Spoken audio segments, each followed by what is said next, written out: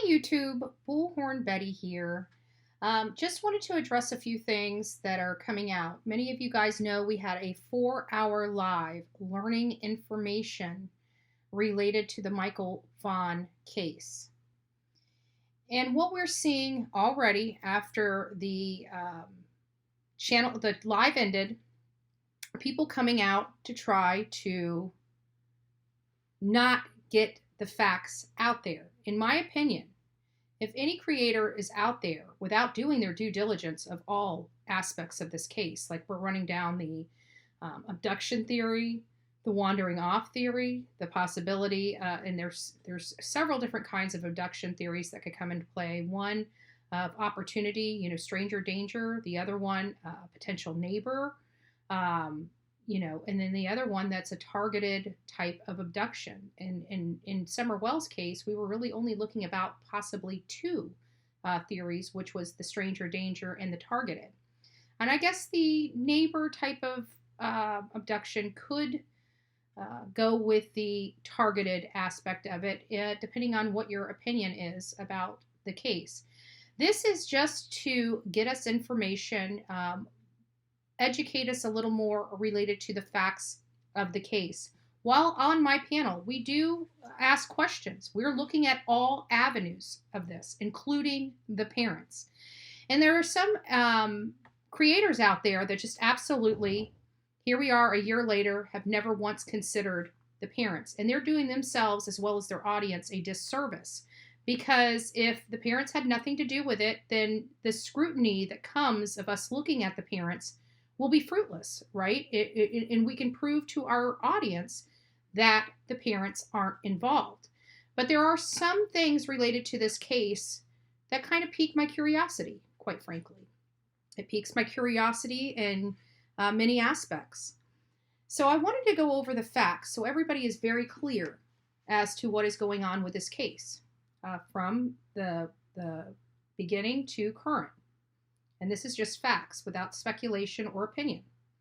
So on July 27th, 2021, Michael Monkey Vaughan disappeared from his home roughly around 6:30.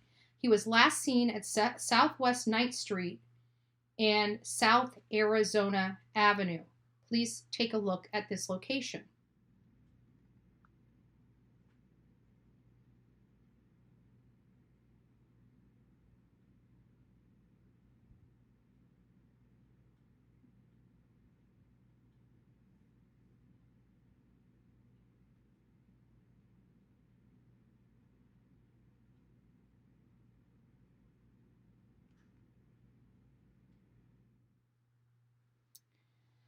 On an article 3/25/2022, which was just several months ago, from Argus Observer.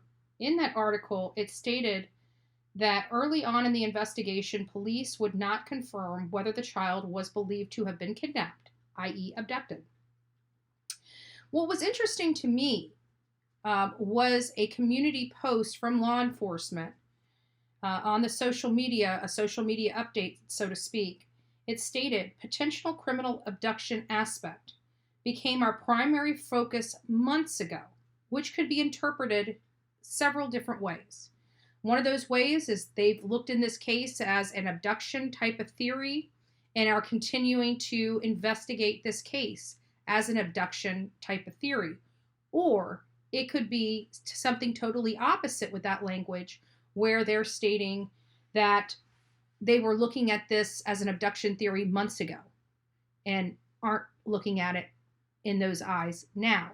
So that was very vague language. Just wanted to clarify that. It doesn't mean one thing or another. This statement, this update, the social media update on Michael Vaughan's case could very well be interpreted both ways.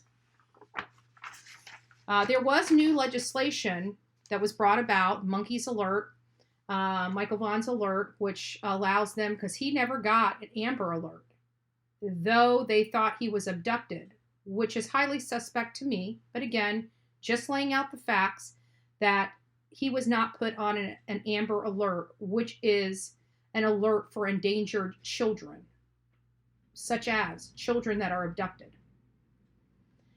Michael Vaughan was last seen wearing a blue Minecraft shirt, black boxer briefs with lime green trim, and a Minecraft creeper character on the left leg, and possibly blue flip-flops at the time he disappeared. At the time he disappeared, and that again, it was reported that he disappeared on July 27, 2021. He was 43 inches tall, 50 pounds, blonde hair, and blue eyes. He lived in the home with his mother, his little sister, his father, and his grandfather, which was his father's father. Okay, not the mom's father, but the father's father. Mom was at work, and Dad was home caring for both Michael and his little baby sister. We do not know at the time. It is alleged that the grandfather was not in the home at the time of his disappearance, but we have not confirmed one way or the other whether the grandfather was home. We've had several different statements across social media, so I'm just going to say the statement that was provided at the beginning of this case. And the father stated he went to change Michael's little sister's diaper, left Michael in the living room while he went into another room to change the baby. After the diaper change, Michael was no longer in the room.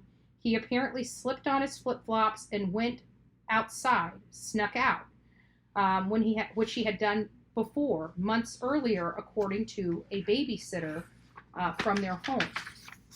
Michael went to a neighbor's house to see if her kids could play at around 6:30 that evening. But what you're not hearing is that this neighbor actually made a public social media post stating she had gotten the dates wrong, and this was not the day he disappeared, or i.e. the day in question, but rather the day before. She said she told Michael no, that the kids couldn't play, and sent him back home that day, which now we're finding out was the day before. She also saw him at 9th in Arizona. That's that Southwest 9th that we just showed you, and South Arizona Avenue.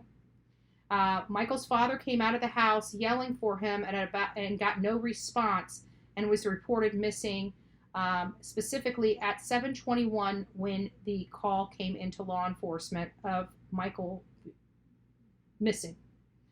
The neighborhood has been searched. They've searched inside and outside of many homes in the area. They've had canine and mountain search teams have been out. The Army National Guard brought in a helicopter, did an aerial search of the entire area. Drones were also used.